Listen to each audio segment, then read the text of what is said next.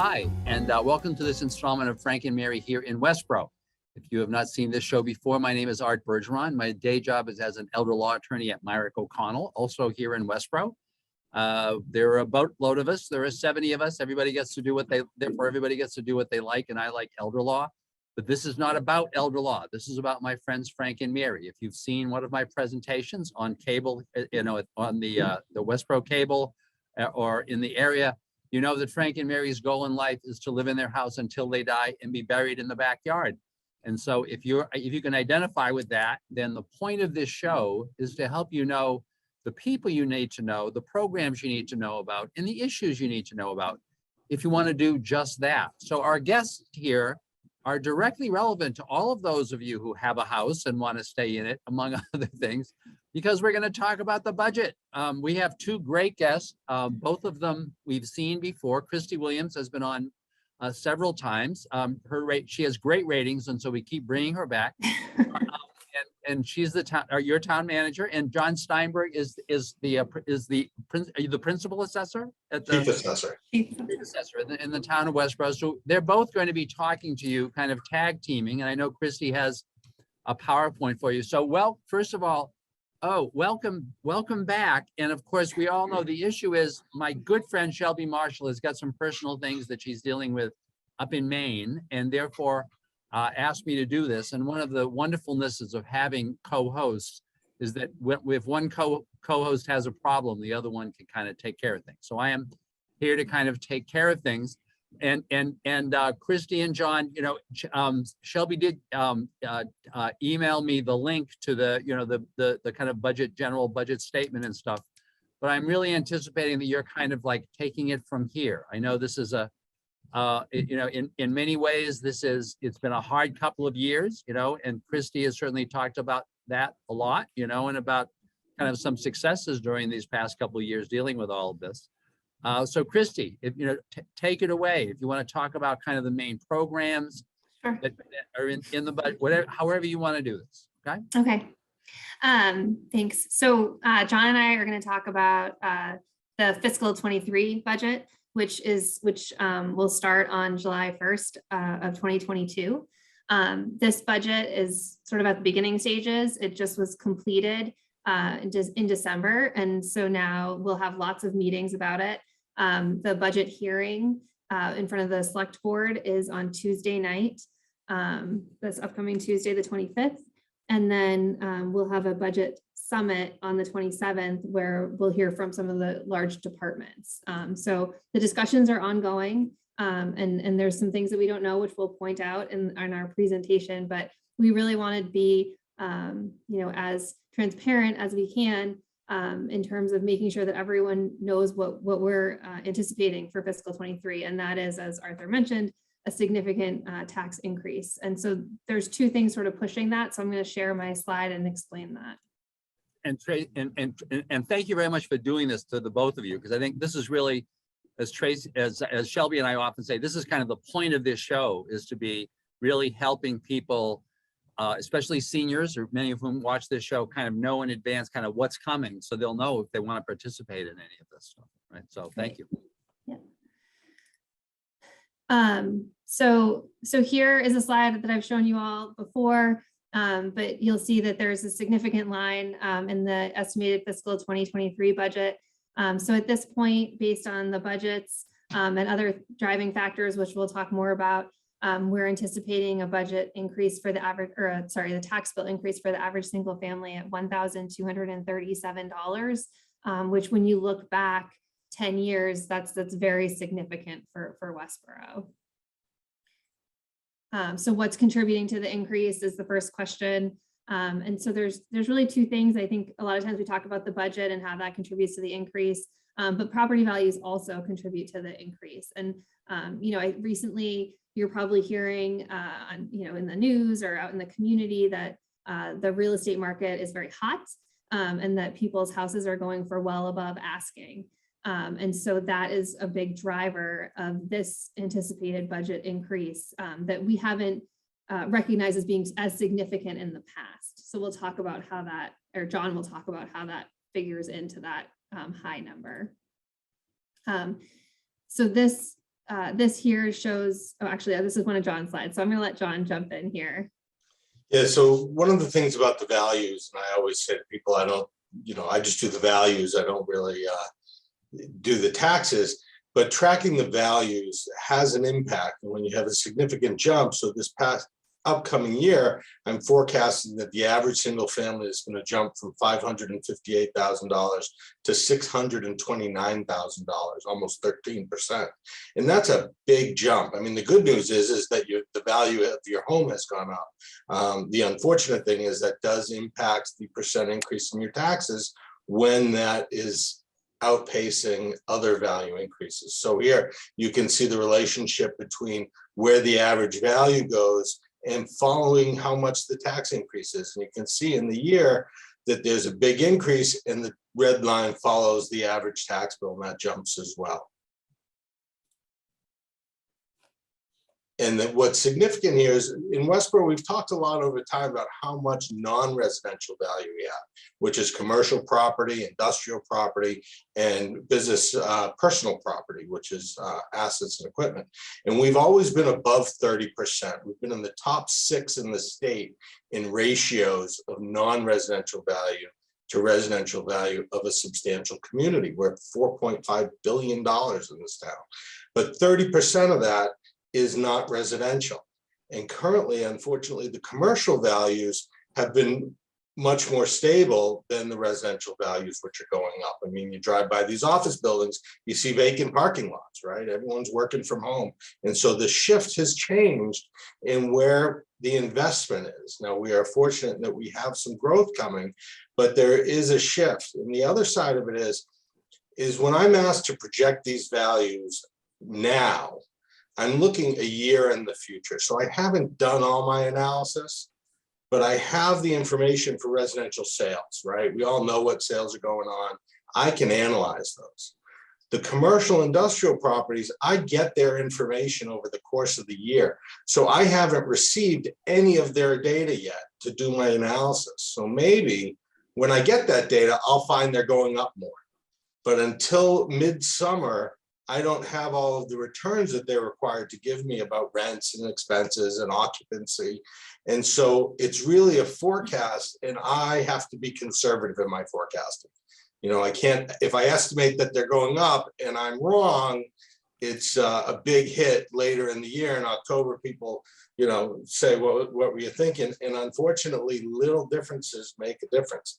Last year, I had projected the average single family to go up to 551,000, and it went to 558. So $7,000 off. Now, Arthur, you might say 7,000. That's pretty close, right? Good for you. But that translates into almost $140 in taxes on the average single family. So that it's a tough position that I get put in. And commercial industrial is even harder because I don't have the data.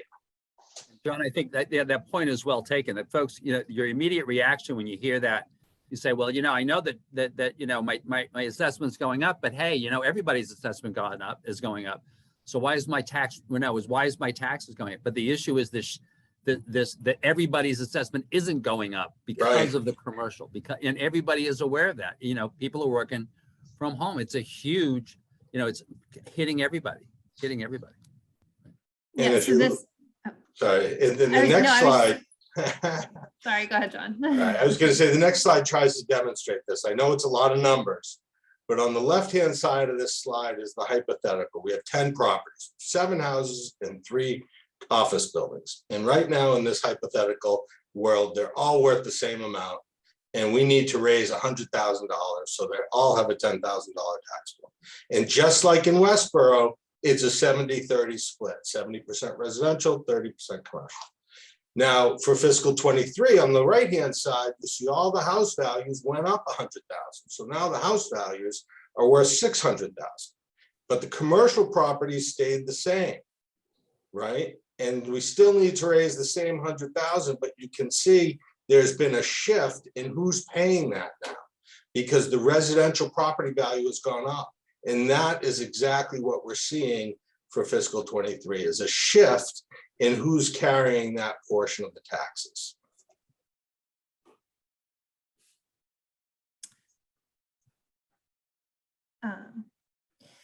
So I just want to be clear that John's forecasting happens every year. But in this case, obviously we're seeing now that big residential increase, and that's why we're, coming out and explaining it more than we have in the past, because it's going to have an impact. And even though we will get data that will come in and there's possibilities that things will be more favorable, with this large of an increase, we don't anticipate that it will be a typical increase that Westboro sees, which is between $200 to $500 to the average single family. And as people know, in the residential world right now, it's amazing what people are paying for real estate. And even now where it's slowed down, now the sales that are happening now won't affect us till fiscal 24. But even now they're holding stable. Things have slowed a little bit in volume. You don't have that competing. But let me tell you something, the residential property values, people want to live here. And it's a desirable community for a lot of different reasons. And so that drives the property values. And this is all analysis. It's all done based upon the numbers. And I have to present these to the state. And this is really an unprecedented increase in real estate values. So that's that one driving factor that we think is really important for everyone to understand, which is the values of your homes has significantly increased and outpaced what we believe the commercial values will be. And then the second piece of that driver, or the second driver of the increase in the budget is obvious, or the increase of the average single family is obviously the budget. And so we'll just talk a little bit about what the budget looks like at this point, understanding that again, there's more meetings to be had and it has to be approved at town meeting in March. And so that, that's the only way that this budget can go into effect is if it gets approved at the annual town meeting. But the budget increases, which are not final, currently represent approximately $722 increase. So that's also significant compared to previous increases. So this is just a slide showing the different budgets. So the town budgets and town departments are going up about 2.5%, $62 for the average single family. The school budget increase is currently a 5.8%, so $415. Fixed costs are electricity and insurance, things like that. That's estimated to go up about 6.5% as well. And then Worcester Regional, which is our retirement system, over 10%. Assabet Valley, we pay an assessment for that. And so that's really what's making up that $1,237 in addition to the approximate shift in value. What's really important for people when you're looking at this slide in particular is that not all of our budgets are final. There's numbers that we don't have that we will have in March. So one example of that is our insurance estimate. We're estimating our insurance costs to go up about 9%, but we'll get a more final cost before town meeting, and we hope to be able to reduce that number.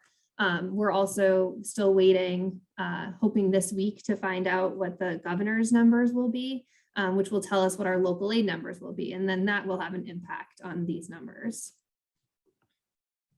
Oh, and then also related to town budgets, we have six unions, 6 employee unions, and 4 of those unions have open contracts that will, so we're working with them to settle successor contracts, but that doesn't, but none of those numbers that would start in the fiscal 23 are included in these budgets. So any, COLA increases or anything like that is not included in these budgets for those 4 unions.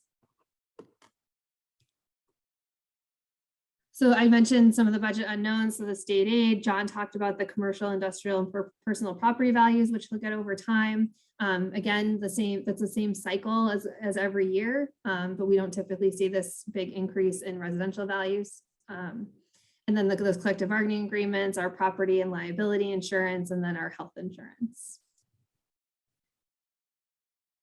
So, we've really been looking at what are some ways that we can mitigate the impact. Arthur mentioned that I've been on the show a lot over the past couple of years, and some of the things that we've talked about are budget cuts that we've done over the past couple of years in response to COVID. And because we're already operating on budgets that haven't been fully restored from COVID, looking for budget reductions is very complicated. And so with the budget that we put forward, we have analyzed all of our departmental budgets and made reductions where we can, but we've also deferred some additional personnel requests. We have several staffing studies. I think I've talked about those as well. We have a police staffing study, a fire staffing study, a non-public safety staffing study. We also have some other, we have the master plan, and we have the climate action plan. All of these things translate into some level of need for some additional support in staff. And so there's a significant number of requests that came forward this year for additional positions or additional hours that we have fully deferred and are not included in fiscal 23, understanding that those requests would come back in fiscal 24. We're also hoping to recognize the savings through some unknown budget numbers. Like I mentioned, the insurance budget in particular, that's a pretty big budget because that pays 75% of the cost of employee health insurance and also retiree health insurance. Review of alternative funding sources. So we've talked a little bit maybe, and I'm sure we'll talk more on this show about ARPA, or the American Rescue Plan. And that's money that the $5.7 million that was given to the town for COVID relief. And so there are many different ways to spend that money. They just came out with the final rule on how you can spend that money. And so that could create some alternative funding. And then free cash to provide tax relief. We don't typically use free cash for the operating budget, but that is, once it gets over a certain percentage, it's something that we consider in our fiscal management policies. And so that's something that I'm sure will be part of the discussions that I mentioned at the upcoming meetings. Can I do a couple questions on these? Yeah. So, Kristi, as you mentioned, and you've been, kind enough to come onto the show and and I remember you're having the police folks. I remember talking about public safety issues. So we really, on the show, have heard about possible increases that these folks were talking about. So can you on that issue, can you speak to the things that had been recommended but have been deferred, and also the things that have been recommended and that are actually part of the budget? And then going to the bottom, the last one is just a piece of trivia for me from not Westboro. How much do you have in free cash at this point? 13 million. So going back to the other, can you just kind of talk about the possible things that could have been done, kind of what's in and what's deferred? Sure. So what we put forward is a level service budget. So there's obviously increases related to just the escalation in costs of certain contracts and things like that. We did include money for sidewalk maintenance that hadn't previously been in, things like that. In terms of deferrals, we had a request for some additional hours in a couple of positions in the Council on Aging. And so that was deferred. Also, additional hours in our technology department were deferred. The fire department had requested an additional captain position, as well as a part-time administrative assistant position, which was deferred. And then in the police department, we're really working on sort of restoration of the positions that we didn't include during COVID.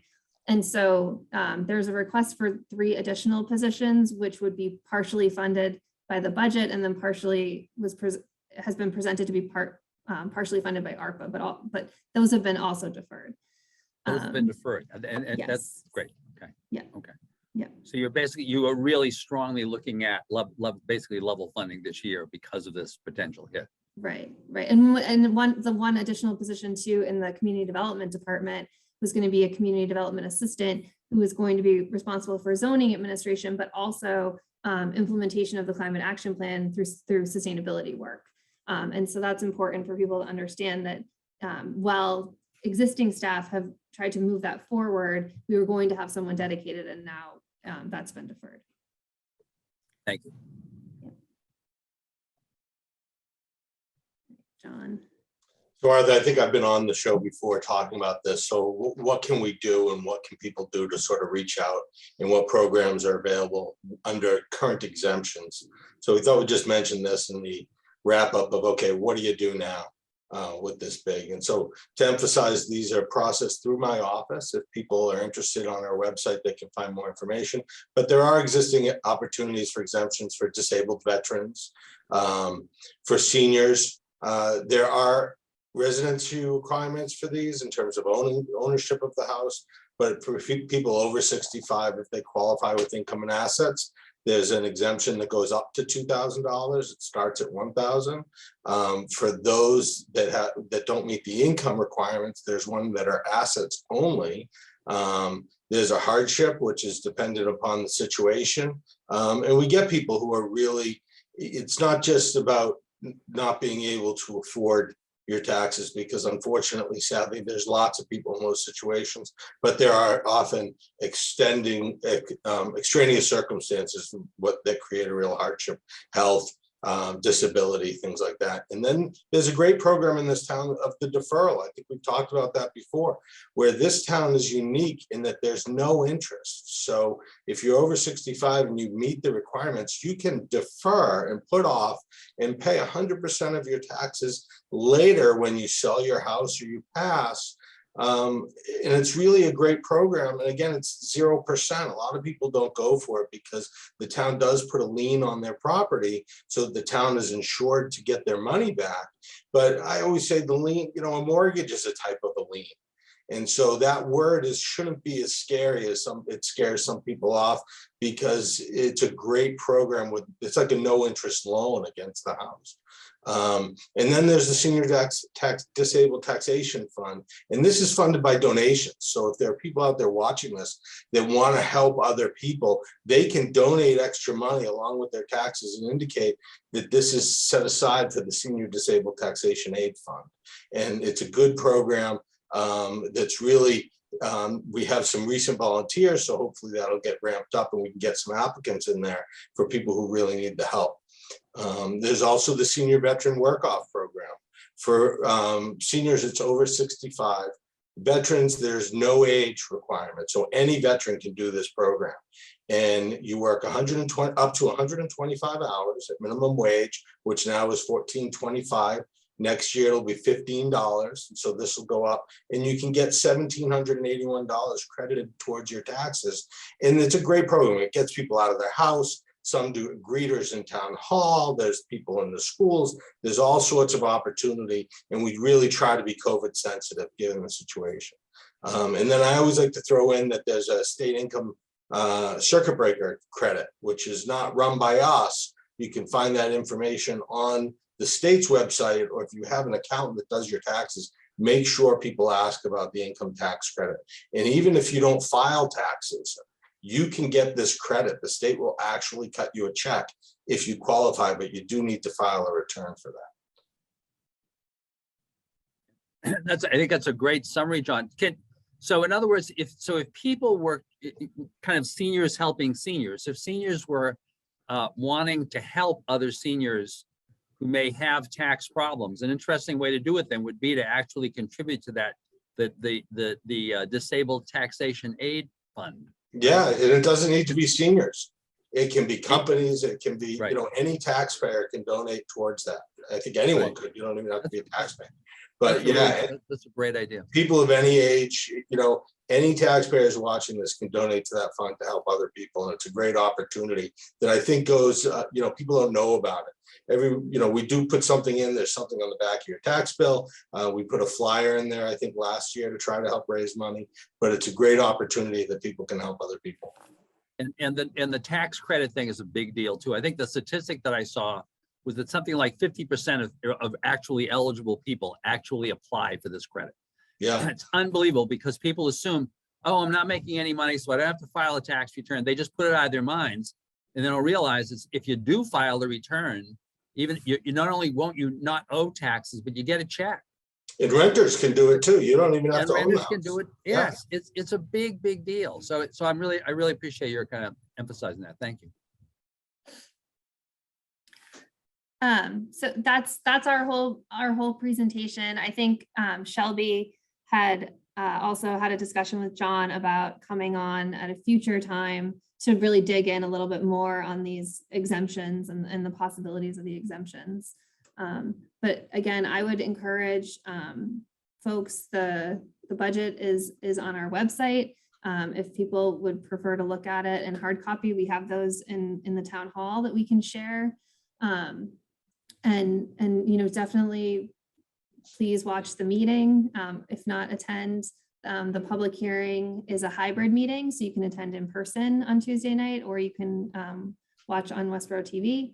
And then that's also true for the budget summit on the 27th, which is actually an all-day meeting. It starts at 8:30 in the morning.